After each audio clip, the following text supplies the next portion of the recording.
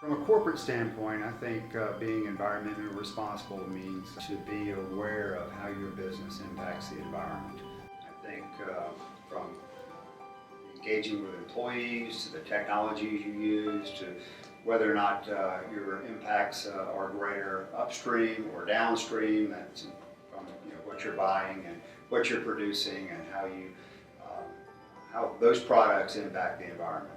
At SAS, we find that a lot of these operational improvements from the solar farm to the green buildings make a difference, but at the individual level, we really see an impact. A company or a business can not only be environmentally responsible, but actually be a pioneer in energy conservation and environmental enhancement. At the solar farm, we have a 12-acre facility with approximately 10,000 panels. Each panel is around 200 watt, and the capacity of the system is 2.2 megawatts. Each year we produce about 3.8 million kilowatt hours worth of energy, and we get the boost in production from our single access tracking system, which boosts the production of the energy by about 25%.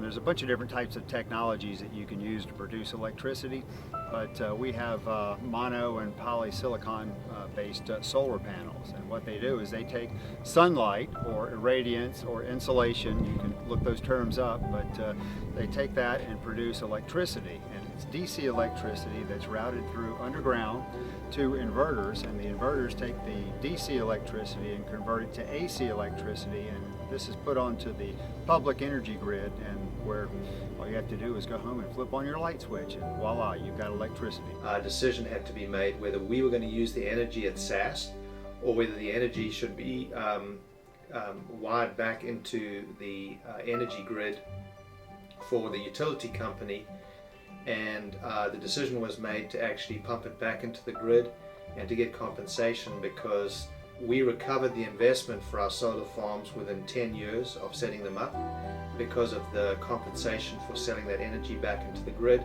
and at the same time we helped the utility company meet its quota of needing to produce a certain amount of renewable energy that year.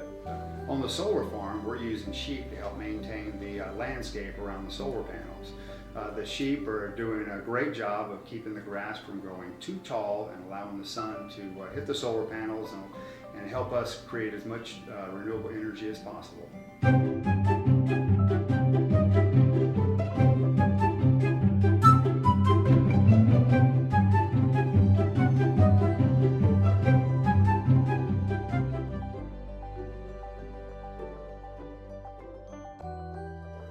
A number of LEED certified buildings, and LEED stands for Leadership in Energy and Environmental Design, and their highest rating is LEED Platinum certification. And one of our buildings on campus is LEED Platinum, which was it was the first one in Wake County and only the 5th LEED Platinum building in North Carolina. For the rooftop of Building C, this is a 74 kW capacity system and produces about 90,000 kilowatt hours annually that is used directly within the building. And you notice that they're interesting little tubes that are being used for this system.